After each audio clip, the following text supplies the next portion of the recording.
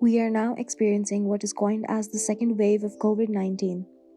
Once again, the curve has spiked up with an ever-rising number of cases coming out from Pakistan. The existing number of cases exceed 450,000, with an average of 2,000 cases being reported on the daily. This video is an attempt to add a face, a story, to the number of cases, and bring to you stories from the front lines. We have with us a panel of recovered patients and frontline doctors, sharing with us their experiences, thoughts, and answering some of the frequently asked questions occupying the minds of many concerning COVID-19. The video is an interview between two groups. We start off with the recovered patients first, asking them some primary questions regarding the infection and their recovery. So, hi guys, my name is Farjad Mehdi. I work as a project engineer at a solar firm. I'm 26 years old. I tested negative 2 weeks ago. So, and recovering from COVID. Actually, it's side effects right now. Hello, everyone. My name is Laiba Zainab. I'm a journalist by profession. I'm in my 20s right now. June May, I tested positive for COVID or almost kuch 14-15 days ke quarantine ke baad I tested negative. And currently, I'm just trying to survive all the symptoms of it because it's COVID ke test negative hone ke baad bhi there is a lot that goes on. Hello everyone, I am Sidra Khan and I work as the marketing and outreach person for a project of the US Embassy. And I am in my 20s and I tested negative yesterday.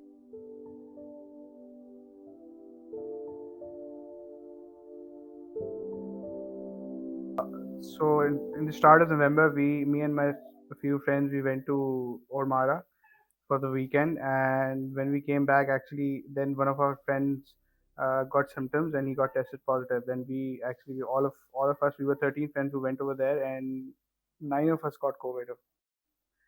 And we think that during our van ride, that was about 4 to 5 hours of journey, we contracted COVID at that time actually, because there was no ventilation in the van and air conditioner was on. So I think that was the point where we all got COVID. So 9 of us got COVID at that time, and Alhamdulillah, we all are recovered. One of our friends is in US right now. She got COVID over there. So yes, that's pretty much it. Actually, this is how we Okay. all got COVID.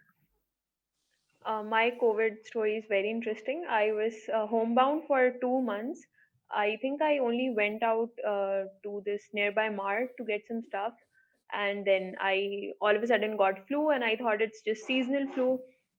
But turned out I soon enough lost my taste and smell, a sense of taste and smell, and a friend recommended that I get a COVID test done, and I got it done, and I turned out positive, and I don't know how I got it or how all that happened. So yeah. So my story is that I in June, I recently joined my office and I was jobless for a very long time. And we were following all those SOPs in our office. But there were two things. One, I was using private ride hailing cab services. So it was sort of a public transport which I was using because I had no other option to go to my office and come back home. And secondly, I had this severe issue in my spinal cord and I was going for my physiotherapy to a hospital as well. And although I was having that mask and sanitizer and everything, and that hospital was not treating COVID patients, but one day there was all this panic in the hospital, and suddenly we got to know that there was this one patient in emergency, and that patient tested positive for COVID later on.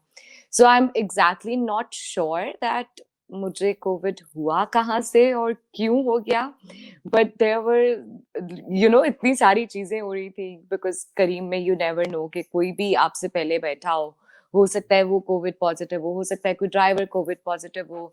And then मैं अपनी grocery खुद करने जा रही थी because I sort of live alone here. मेरी family के बाकी सारे मेंबर्स मुल्तान में होते हैं और मेरा भाई मेरे साथ रहता है बट उसकी यूनिवर्सिटी बंद थी तो वो भी मुल्तान में था. So technically मैं अपना सब काम खुद ही कर रही थी. तो I honestly have no idea कि मुझे कोविड हुआ कैसे. And how I got to know was कि मुझे बॉडी एक्स हो रहे थे and they were that's where कि मुझे लग रहा था कि ये नॉर्मल नहीं है. फिर मुझे हेडेक हो रहा था बहुत ज्यादा और मुझे नौजिया जब होना शुरू हुआ, that was the point when I thought कि अब मुझे टेस्ट करवा लेना चाहिए बिकॉज ये कुछ इंसेन हो रहा है, ये नॉर्मल नहीं है मेरे लिए.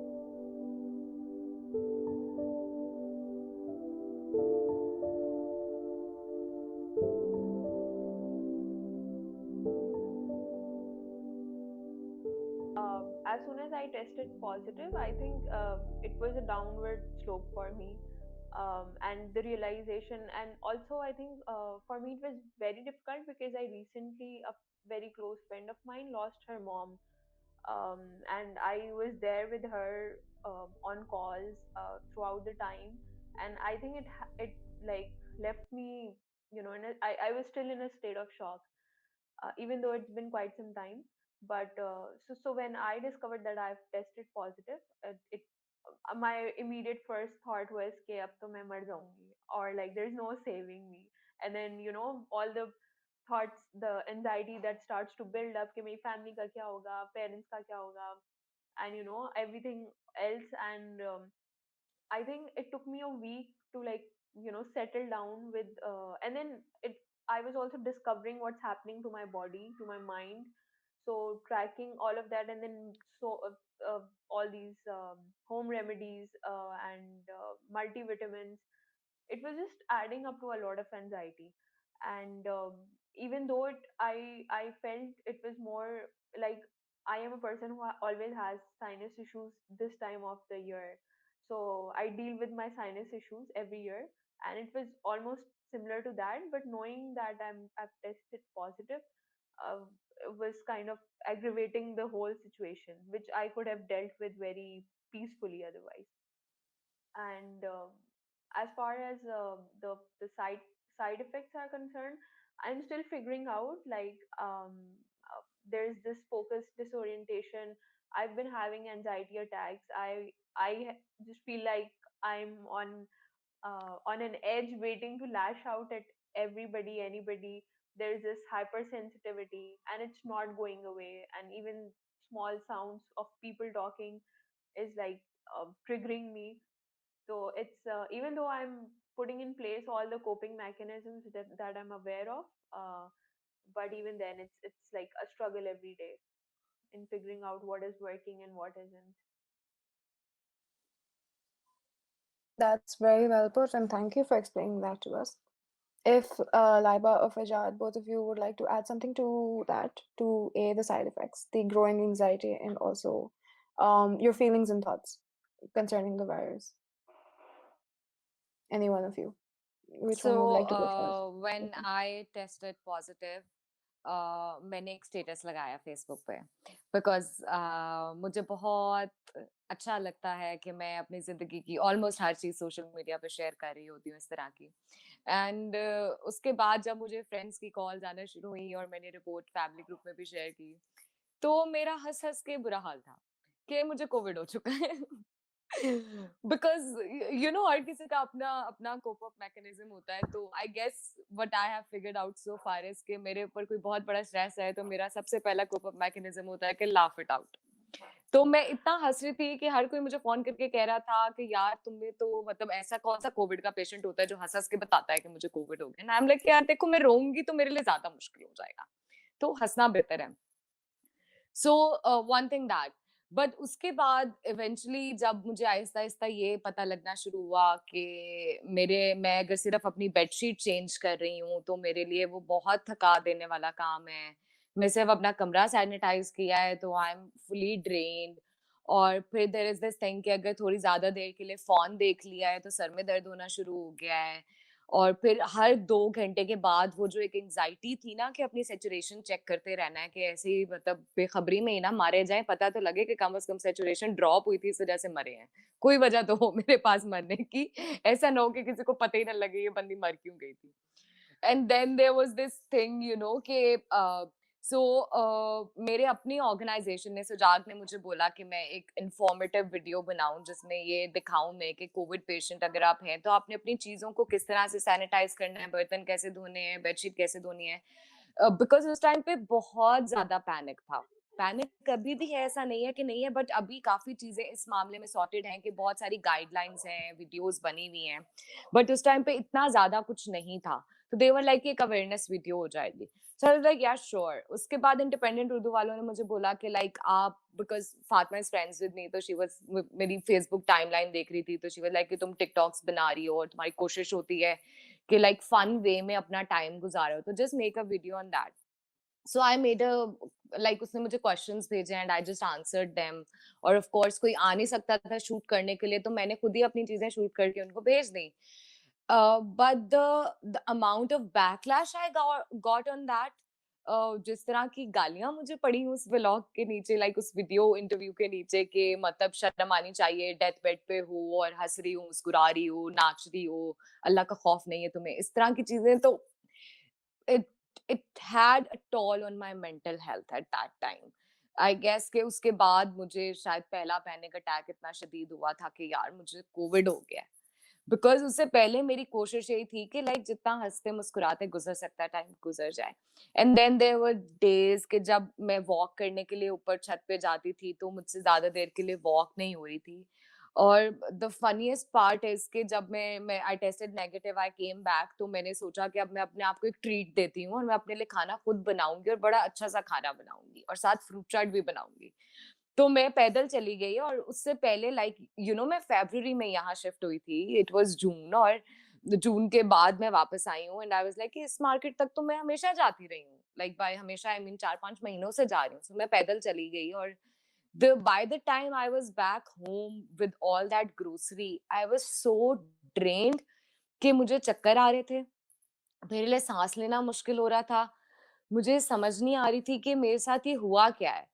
एंड आई गेस कि तब आई रियलाइज कि life won't be normal for a very long period now. Like जो मुझे लग रहा था ना कि मैं नेगेटिव टेस्ट कर जाऊंगी और उसके बाद सब ठीक हो जाएगा, वो सब ठीक नहीं होने वाला है अब, या पता नहीं कब होगा। और वो अभी तक भी ऐसे ही है, like even if now when I am talking Shimaila, I am a chatterbox, मुझे 10 घंटे बुलवा लो कोई प्रॉब्लम नहीं है, but now there is this के मुझे रुकना पड़ता है सांस लेने के लिए। I have to make myself realise के ये चीज मिसिंग है। And then there is this fatigue जो नहीं जाती है। मुझे बहुत शदीद इंसोम्निया रहा है, मुझे अभी भी ऐसा होता है कि अक्सर मुझे सोने में मुश्किल हो रही होती है। और फिर उसके बाद जब मैं सुबह उठती हूँ तो मतलब देयर इज नो फीलिंग कि मैं फ्रेश हूँ। इट्स ऑलवेज दिस फीलिंग कि मैं बहुत ड्रेन्ड हूँ and I have to push myself out of the bed के यार निकलो बाहर और जाओ और करना है।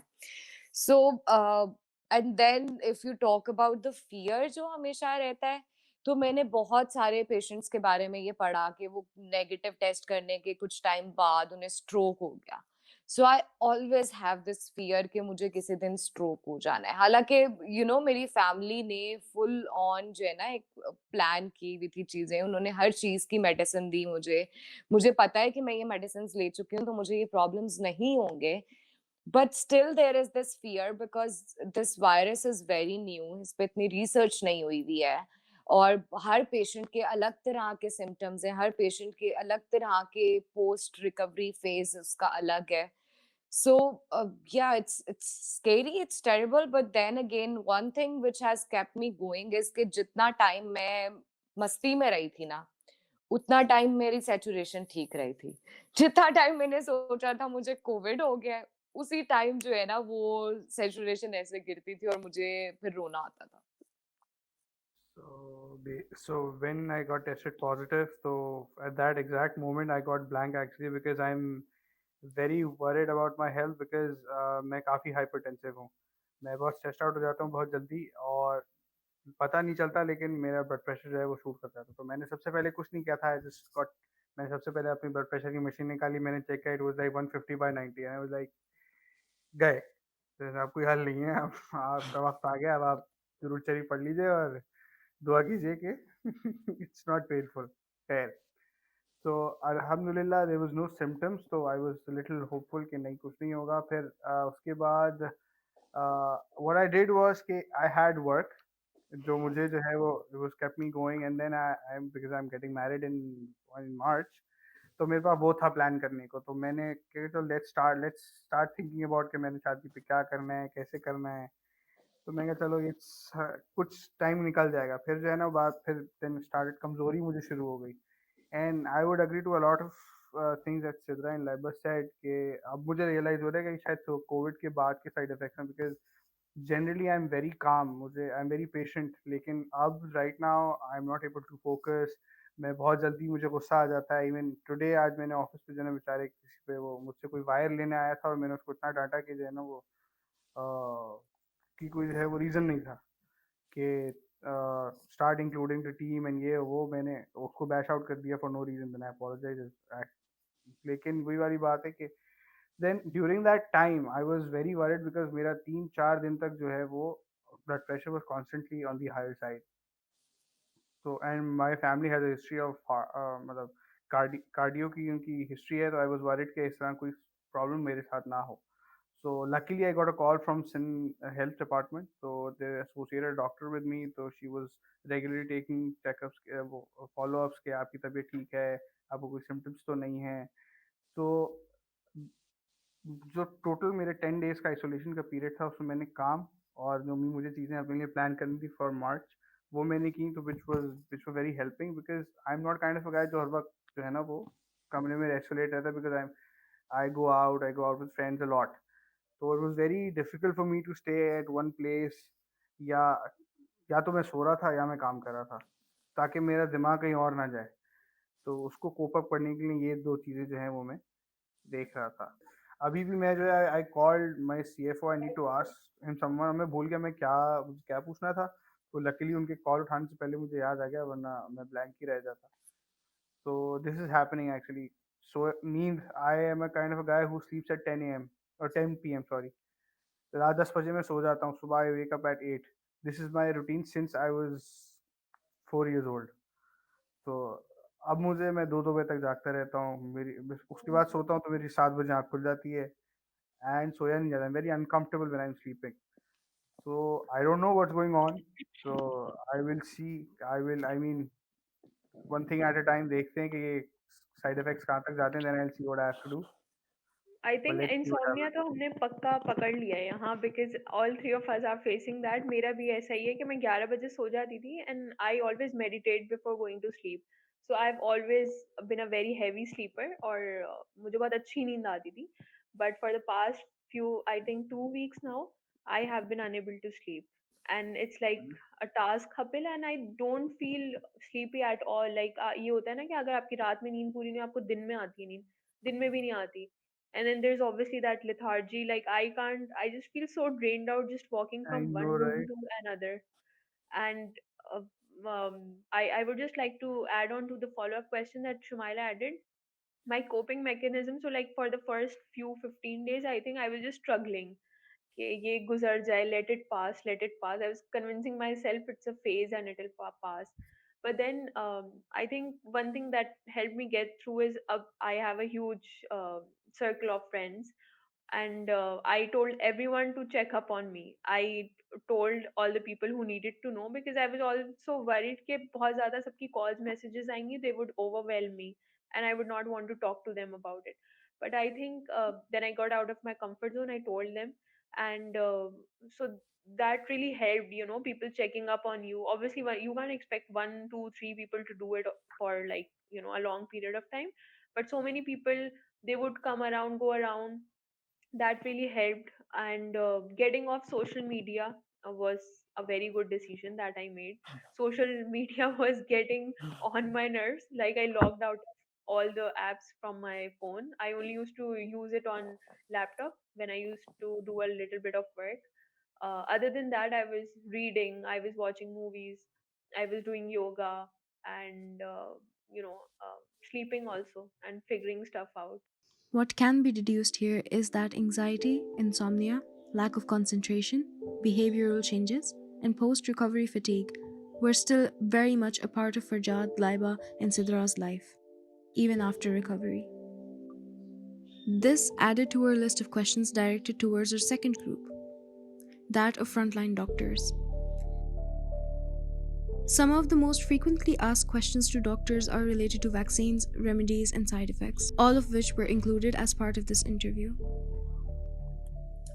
My name is Dr. Syed Faisal Mahmood. I'm an associate professor of infectious diseases and section head of infectious diseases at the Aga Khan University. Hello, my name is Dr. Bak Nusrat, and I am a senior medical officer working at the COVID isolation facility at Expo Center, Karachi.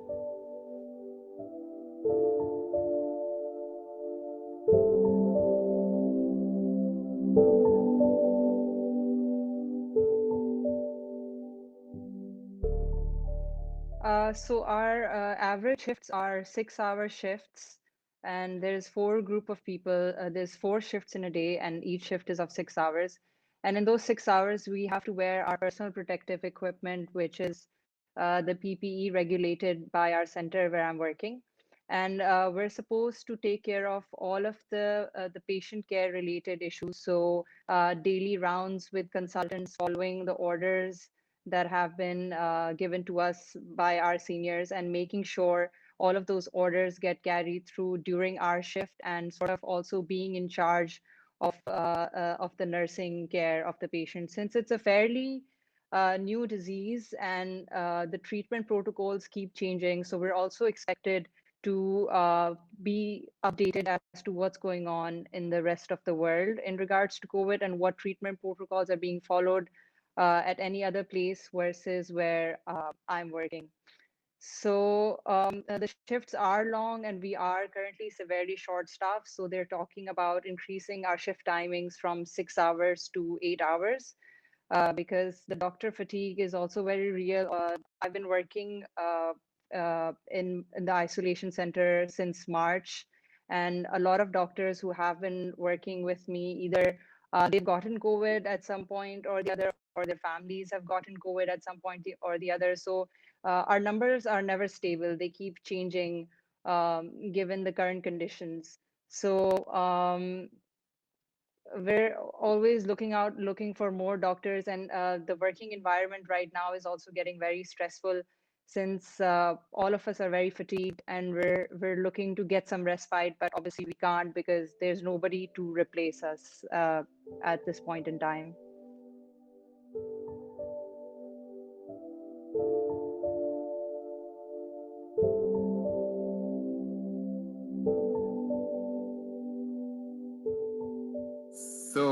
So thank you. So mental fatigue is actually a big issue, and also the mental challenges, not only to the patient, but also the family who has a loved one who's suffering from COVID. And remember, when patients are admitted to the hospital, very often the family can't visit the loved one. And, I've had patients whose loved ones have passed away, and, their families have lamented that they haven't been able to be with their family when they passed away. So this it's a great challenge. It's beyond really just the medical of it, but also the mental stress that comes there. I will confess that a lot of times this part of medical care is overlooked. Very often we don't provide a lot of support to our patients, to their loved ones, because we're so busy save their lives and trying to work with them. I know there is a group, our psychiatrists are actually looking at this in particular to try to see how we can improve the mental well-being of the patients and their families.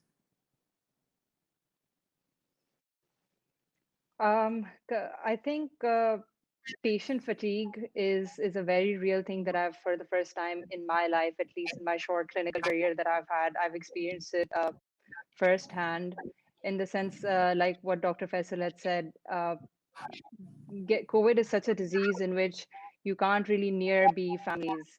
And being in that state of isolation, if you're an elderly, if you've been in the hospital for over 10, 12 days, so your own willpower to sort of fight the disease also keeps going down. And as a doctor, when I walk into my ward, I have a few concerns. I have a few things on my checklist that I need to do. I have to do like patient care, their medications, making sure the nursing staff is working fine. And in that checklist somewhere, the mental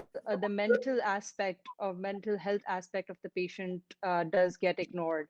And of late, we were looking at how patient recovery is taking significantly longer time, just because the patients are under so much mental duress that they can't cope up with the extensive hospital stays. So we did think of a solution in the sense that we introduced a mental health team. There are these three doctors, psychiatrists who do a round in each shift, and they flag the patients who are at a higher risk of sort of mental instability, so that they can focus more on them. Um, and with talking about doctors' mental health, I feel like nobody's really focusing on that at this point in time, and not even the doctors themselves. I realize this because at when I'm having a good day in my shift is when I see that a patient who was on a ventilator, and we worked really hard on them, and they're coming off a vent, and the entire team is really happy, their morale is boosted. But on the same day, this actually happened to me 2 days ago. In the beginning of my shift, I was really happy that the patient's doing really well, they can be extubated, and their oxygen requirements going down, the x-ray is looking clear. And during the same shift, 20 minutes later, we had another patient crash who seemingly had been doing very healthy the day before, and they just crashed, and we couldn't revive him. And I remember feeling a lot of emotions at that point, because on one hand, we had a huge victory in the sense that we managed to take really good care of one patient, but we also lost a seemingly healthy one. So it's this like constant dichotomy of feelings that happen in the COVID ward. And that was the first time I remember I had like tears in my eyes, like within my PPE, and I just did not know like what to do with this feeling. Like, and to how to be able to break this news to this family who we spoke to just yesterday, telling them that their patient's doing fine, and now we just lost him. So the whole the emotional range of feelings is just too much. And after I came home, I opened my notebook, because I tend to write down like what all goes on in my shift, to see what improvements we can possibly make and what changes we can implement so that our overall patient care gets better. But there was nothing that I could do, because this was the course of, I mean, we had given all possible treatments, we were following the protocols, and nothing had gone wrong. It was just like a one-off incident. So that really broke me, and all of my entire team was very disheartened. So these are just some of the things we see on a day-to-day basis. And uh, the empathy does run out at some points, because the doctors have been working for so long, they're also burning out. And there's nothing you can really do, because we don't have anybody to talk to about these things. We in Pakistan, I don't think there's a huge focus on healthcare workers sort of sharing what they're going through after a long day of work. Yeah, see, I mean, getting time off, we'll again go back into the circle of, there's such severity of doctors and staff that we can't really afford to give them the required time off. So after this pandemic is over, maybe we have a shift of paradigm, in the sense that we start focusing more on the mental health of carers who are giving you that care, and expect them to have some days off, or have some facility where they have people to talk about. Because on an average, like since the second wave started, we have been seeing 2 3 expiries every other day. And initially it's okay, but eventually, like, when you're done filling like over 10 to 12 death certificates, it starts taking a toll on you, and you start wondering, like, what should one do? Or because then you come home, and then you have like this other normal life, but then you go back in the ward, where there's families waiting for you to tell you how the patient condition is. So it seems like you're living a double life, and it kind of becomes hard coming to terms with And, that. and I think the other thing is, part of this sort of dichotomy of being a doctor and seeing people not make it, and families dealing with it, is something that you do learn as you grow, and you see more and more patients, and you learn to have a little bit of a distance while still maintaining empathy. But I think the what's happened with this particular pandemic is that it's just so much all the time. So normally, it would be just one or two or three. And I remember as a resident, when I was training, I had a point where there were 3 families. I had to tell them one by one that, let go and you won't make it. And and that was like a bad day for me. And I still remember it. And this is like, every day is a bad day, with some good days. And it looks like, and I think one problem with our frontline staff who are working in the hospitals, especially in the ICUs, is you don't see the other part of it. You don't see all of the people that I see in the outpatients, who actually are doing well, and they never really come to the hospital, because those who get admitted, they end up, the mortality is really high by then anyways. So you also don't get to see the other part of it. From the inside over there, it looks like no matter what I'm doing, I'm losing 30%, 40% of my patients, without really seeing the 80% who never make it to you, and who are doing well. And I think maybe trying to give you the other, trying to give the other aspect of it, and that it's not really it's not everybody who's dying, but it's not easy. It's not easy because these are often either sudden deaths, which are bad, or very long lingering ones, which are also not very good, because hope gets stretched, and so yeah.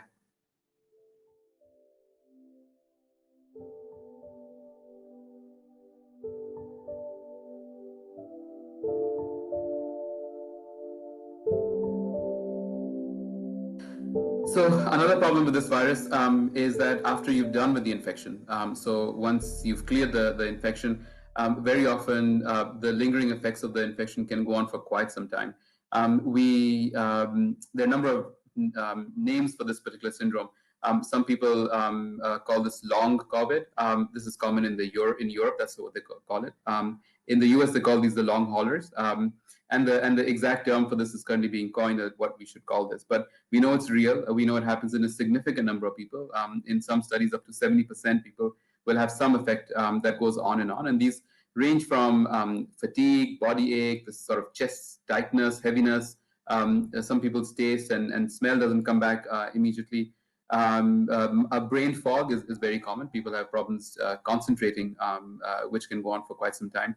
And in our population, one thing that a lot of patients have complained to me, even a few months later, is this low-grade fever. And I think this fever, or this febrile feeling, I think, is probably our way of verbalizing fatigue. Jism toot raha hai, unfortunately, this is real, and it can be very debilitating. We've had people who are active members of society, and they can't really go back to work again, or even if they go back, they're like, we can't do more than 2 or 3 hours, and then we've just got to come back home. And this can go on for quite some time. So in some people it lasts about a month, but there are people who've had this for months, for 3, 4, 5 months now, and they still have not recovered completely with it. So I think there's a lot of focus in the press and in our numbers about patients who are admitted, who are on the vent, who need oxygen. But this big chunk of people we miss, the people who, when they get the infection, really don't need oxygen, but they're so sick, they have such bad body aches that I had one doctor, in fact, who said she had such bad headaches with this that she's never had such headaches in her life. She needed to get IV medicine just to control her headaches. And even after she was done, she said her headaches still keep coming over and over again. And this sort of human suffering, really, that's there, really never gets picked up in the statistics that you see. And we talk a lot about the elderly who die, but the young people, they may not die, they may not need to get admitted, but you still get pretty sick with this infection if you're unlucky enough to have the infection.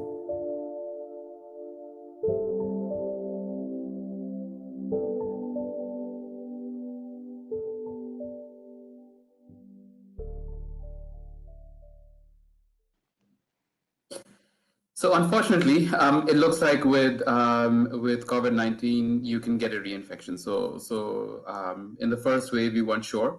In this wave, we're pretty sure now that reinfections occur. We're not surprised by this, because we know that this particular virus, this particular family of viruses, does cause reinfections. We have 4 other coronaviruses which cause common colds, and we know that they can cause infections over and over again, even in people who've had immunity against these. And this wave around, we're now seeing a bunch of people who are coming back with infections. who had an infection in June and now have symptoms all over again. In fact, to give an example, I tried to pull these up together. I asked my friends and my colleagues to just give me a little bit of a history of people you're seeing with reinfections. And 3 weeks ago, I had just a handful of cases. And now every day, somebody else approaches me and says, "Oh, I heard you writing this up, so here's one more reinfection." And I can't seem to finish the paper because I just keep adding more and more people onto it. And another study from Qatar found over 200 people who had a reinfection. What we don't know is what frequency this is. So we don't know that, of the 100 people who were infected, what percent are going to get reinfected. And I think these answers are going to come later, because sometimes reinfections may occur not after 3 months, not after a year, but after even 2 or 3 years. So, so time will tell us what the real rate of reinfection is. What we don't know also is the second infection more severe or less severe from the first one. I can tell you from the cases that we've been looking at, that we'll be hopefully publishing soon, the reinfection cases, some of them were very severe and some of them were very mild, and were only caught because they were exposed to another patient with COVID, and they came back with mild symptoms. So it looked like a mixed bag. What it did seem anecdotally is that we're seeing reinfections in all age groups. It's not just the young or the elderly, in both the sexes, both males and females. And surprisingly, most patients who had a reinfection had a mild infection in the first time. So none of the patients that we found had a very severe infection, but that doesn't mean anything, because severe infection is generally rare to begin with. So maybe we just haven't come across them as yet. I think this is something that I always point out to all my patients when I've seen them the last time, that you've had this doesn't mean that you're done. You got to keep taking the precautions, because you can get infected all over again. Generally, not within the first month or so, but we've also seen people who got reinfected 2 months after their first infection.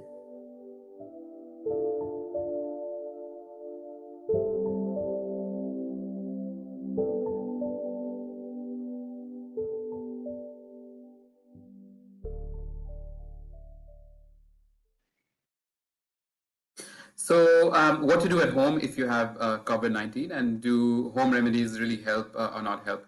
So, one thing you have to keep in mind, that if you have COVID-19, a lot of the symptoms you have are similar to what you will experience in sort of a cough and cold, etc. So home remedies which work for cough and cold, so that would be things like drinking warm liquids, soups and kava, etc., will probably help your symptoms quite a bit.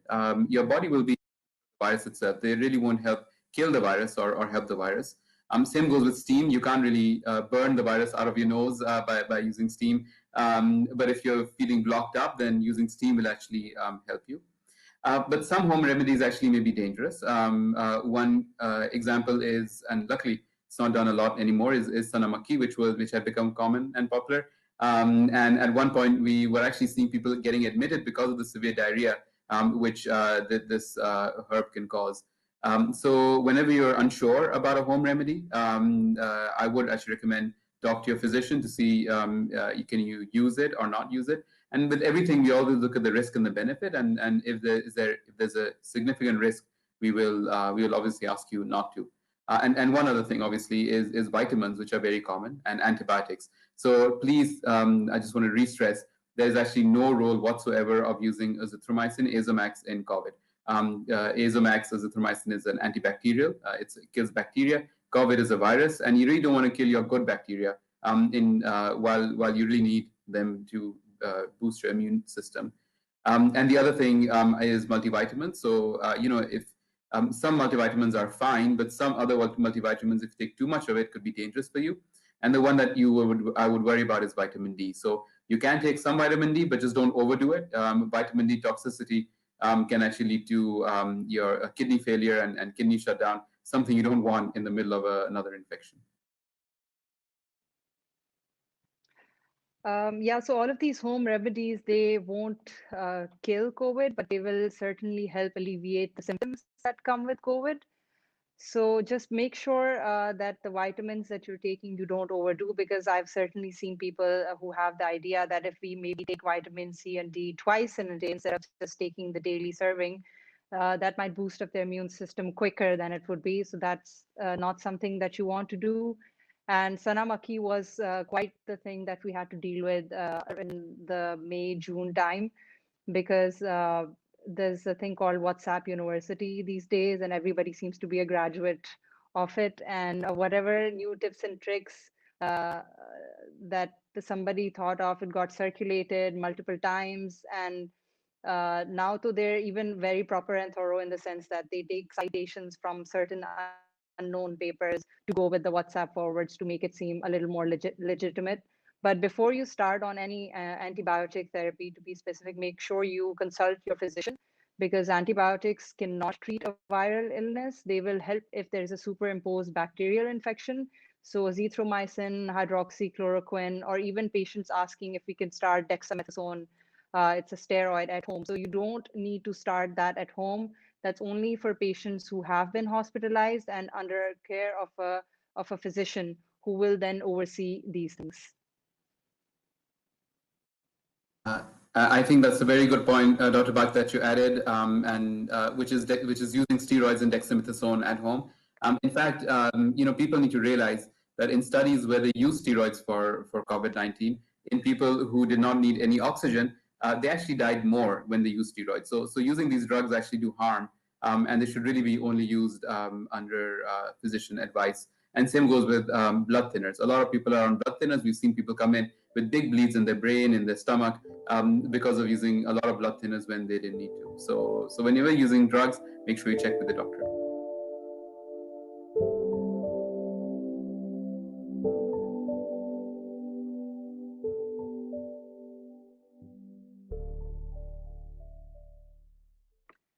So a big problem that we see with families of the admitted patients is that there seems to be a lack of trust in the system or the doctors. And because shuru se hi there's been the misconception ek to the way COVID sort of started in our country, ke the doctors are just giving some false injections and they're changing the reports of the negative patients into COVID positive. So we've had a lot of discussion on that, and there seems to be a better understanding about the knowledge of how this disease progresses.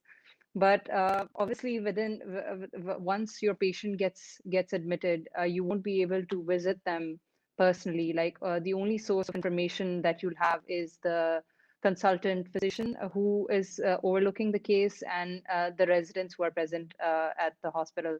So they will be your constant source of information. So you should start trusting their treatment plan as well.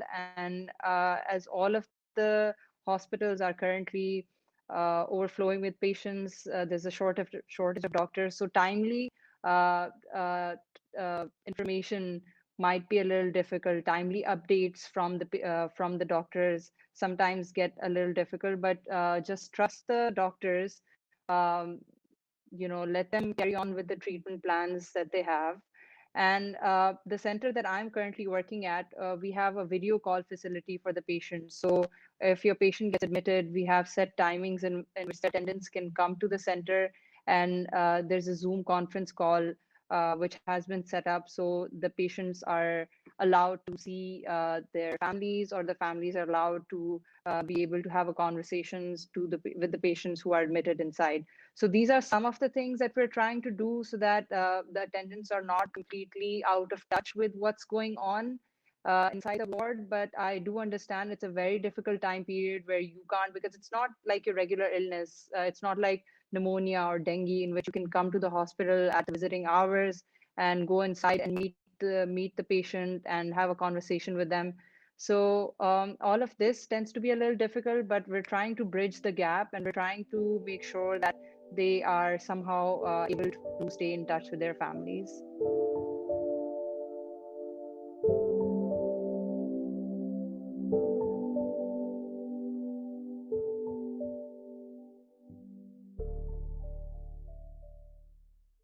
So yeah, with the COVID cases on the rise, and the vaccines sort of around the corner, there are a lot of myths concerning the vaccine and if it's going to be useful or not.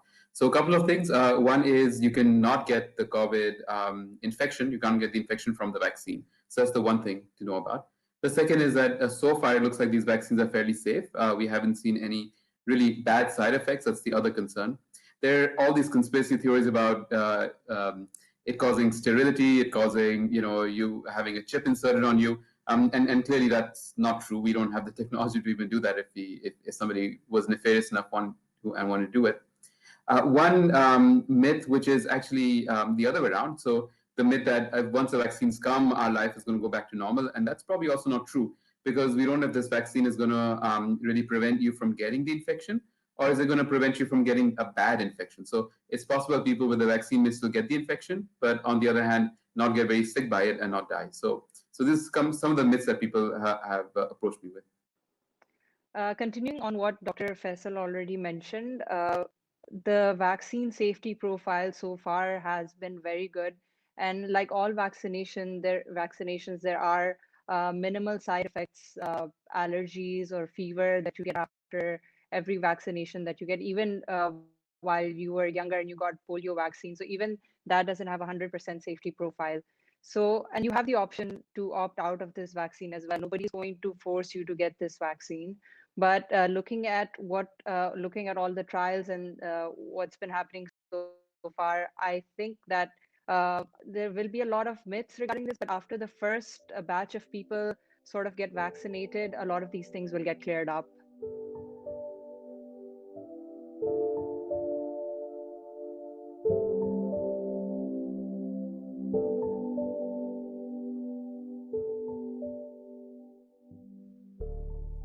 So people often ask me what else they can do to fight this infection. And one very easy and simple and important thing that people can do who are not frontline staff is actually volunteer for the vaccine trials that are happening. This is a great opportunity for you as a person to take part in a global effort to actually fight the virus, and give us information and which will really help not just yourself but generations to come in trying to prevent this infection from spreading. We're very lucky that in this country we're actually having vaccine trials. Pakistan is often missed and skipped out, and then we've got to rely on data coming from other countries. And now we can actually see if this vaccine will work, in our own population. The vaccine trials are actually happening in 3 cities currently. In Karachi, they're at the Aga Khan University and at the Indus Hospital. And in both cases, you can call and come in. And for the Aga Khan University, actually, it's at 3 different sites. You can come to the main Aga Khan. You can even come to the Clifton Center, and there's the secondary hospital at Karimabad. So whatever is closer to you. In Lahore, you can go to the University Health Sciences or Shaukat Khanum Hospital. And in Islamabad, you can go to Shifa International. So all of these places are taking volunteers for the vaccine trial. And if you're part of the trial, actually what will happen is either you'll get the vaccine itself, or you will get sort of just a shot of called a placebo. So, and then we follow people along to see how many people eventually develop the infection. Hopefully none, but how many infection. Remember, as I mentioned, you cannot get an infection from the vaccine itself. We're hoping that from Pakistan we can enroll almost 18,000 people, and we're actually not bad. We're almost a little bit more than 11,000 now who've actually volunteered. One other advantage of being a volunteer is that if this vaccine works and you got the placebo, so you got the water shot, for example, you will be one of the first people to actually get the real vaccine. Because otherwise, initially the vaccine will not be given to most people, only to the frontline staff. So that's another way of ensuring that you will get the vaccine early. And as terrible as this year has been, we are actually on the brink of some breakthrough technology that's happening, which is which we should consider ourselves lucky that Pakistan is a part of this international trial. And it's the first time this is happening in at least a lot of our lifetimes. So if you are somebody who is able-bodied and can take some time out, I would definitely urge you to please go and be a part of this trial. We're very close to the required number of 8,000, so it's a few thousand more.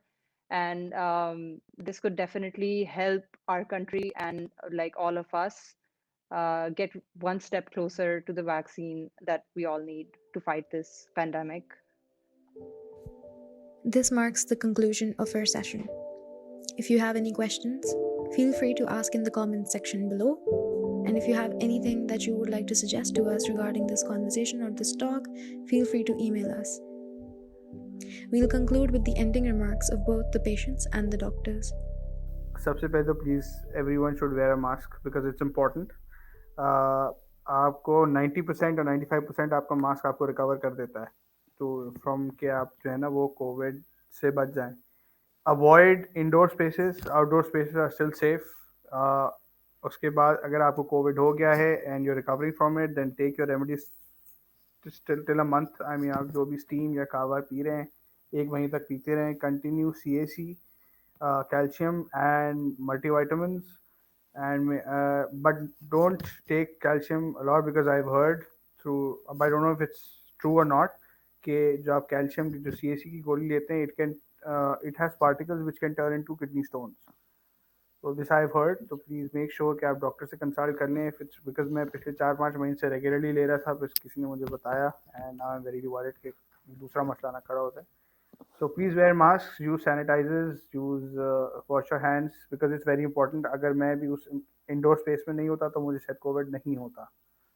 जो van का मेरा जहाँ से मुझे Covid लगा. तो indoor spaces को ज़्यादा से ज़्यादा अवॉइड कर सकें. Work from home if you can, और मेक श्योर कि आपकी इम्यूनिटी जो है that you are working on it. So that's about it. That's true. I would just add to your points, Farjad. एक मास्क नहीं, 2 mask पहने. I think एक mask does not do justice. And मेरा build इतना upon बड़ा your नहीं. build up on your immunities. And I think आप Google करें और सारे all types of कहवा जितनी उसकी हैं चीज़ें वो सब कुछ ट्राई करें. कच्चा लहसुन really worked for me. मैं कोई 3-4 उसके जवे थ्रू आउट द डे खाती थी और उस पर पानी पी लेती थी. आई थिंक वो बहुत ज़बरदस्त इम्यूनिटी बूस्टर रहा है मेरे लिए. दही वाला दूध was also worked, did wonders. Other than that I feel कि मेंटल हेल्थ एक बहुत सीरियस मसला हो सकता है. So keep your family close, keep your friends close, tell your friends to check up on you, make an effort to reach out to them. I'm sure they will never refuse talking to you and video calling with you. So make use of those resources. एक कोई एक doctor at least आपके, you should be in touch with one doctor at least जो आपको पूरी आपकी situation guide करे, आपको सिम्टम्स के बारे में बताए, जिससे आप बैक एंड फोर्थ अपनी क्वेरीज रन कर सकें. क्योंकि that also helps with your anxiety कि आपको ये नहीं लगता कि आप मर जाएंगे. वो डॉक्टर पर आपको कहते हैं कि नहीं, you will survive this, so like hang in their. One thing which I would like to add is कि at least trust your doctor. Because मेरी फैमिली में इतने लोग डॉक्टर्स हैं, they keep seeing such patients और वो आके बातें बता रहे होते हैं. So one important thing is कि अगर आपको कुछ भी फील हो रहा है सिम्टम्स में से, या आपको कुछ लग रहा है कि ये नॉर्मल नहीं है आपकी बॉडी के लिए, that's happening, trust your doctor and tell them कि आपके साथ ये हो रहा है. बहुत सारे पेशेंट्स ऐसा करते हैं कि वो हॉस्पिटल में जाते हैं और जब उनका चेस्ट एक्सरे होता है एंड इट शोज कि उनको कोविड है बिकॉज उनके लंग्स इम्पैक्ट हो रहे हैं और डॉक्टर्स उनको रिकमेंड करते हैं कि आप कोविड का टेस्ट करवाएं, तो दे जस्ट रन अवे. कोई जहर के टीके नहीं लगवाए जा रहे हैं, कोई डेड बॉडी के पैसे नहीं मिल रहे हैं, कोविड पॉजिटिव होने के भी कोई पैसे नहीं मिल रहे हैं, ना डॉक्टर के खानदान को ना किसी और. इनफैक्ट आपके डॉक्टर्स इस टाइम बहुत बहुत वल्नरेबल पोजीशन में है और उनकी वजह से उनकी फैमिलीज भी बहुत वल्नरेबल पोजीशन में है. तो व्हेन यू गो देयर, वहां पे डॉक्टर से बदतमीजी करने के बजाय, उनकी मारपीट करने के बजाय, जस्ट ट्राई एंड अंडरस्टैंड कि वो लोग उन्हें इतना अरसा इसलिए पड़ा है कि वो आपको सही से ट्रीट कर सकें. एंड मोस्ट इम्पोर्टेंटली अगर कोविड हो जाता है तो आई गेस फॉर मी ये नर्व्स की गेम थी कि जितना आप अपने आप के साथ, अपने दिमाग के साथ खेल सकते हो उसके साथ खेलो और उसे ये बताओ कि डूड तुम्हें कुछ नहीं हुआ है. सो जब तक ये मैं अपने आप को बताती रही कि मुझे कुछ नहीं हुआ and I will be fine, मैं ठीक थी. जब मैंने बहुत ज्यादा स्ट्रेस लिया इस चीज का तो मेरी सैचुरेशन भी ड्रॉप की, मुझे पैनिक अटैक्स भी हुए, मुझे एंजाइटी भी हुई. सो या आई गेस के साइंस वगैरह फॉलो करने के साथ साथ जस्ट ट्राई कि आप जितना शुगर लगा सकते हैं अपने आप के साथ इस ड्यूरेशन में लगाएं. That's the only cope up mechanism I could come up with. Messages for people. I think the most important one that I can give you is that please, COVID is real. COVID is even in people who don't die. COVID can really have long-lasting effects. So really, it's our own responsibility to save not just ourselves, but to save other people. We don't want us to get infected and us to infect our loved ones. We don't want somebody to die because of us. And this is really a real thing that infection from outside, and it could really cause your loved ones to get sick. And we've seen, we've seen people who unfortunately infected their parents, and their parents have died. So please, the really four things to keep in mind, very simply: always wear a mask and wear it properly, covering your nose and mouth, obviously. Second thing is don't touch your eyes, nose, and mouth when you're outdoors. Third is keep your hands clean. And the fourth one, which is, I guess, relatively new, is don't go in crowded areas, especially indoors where the ventilation is bad, because we know in that case the virus can really spread far. So just take care of yourself and take care of everybody around you.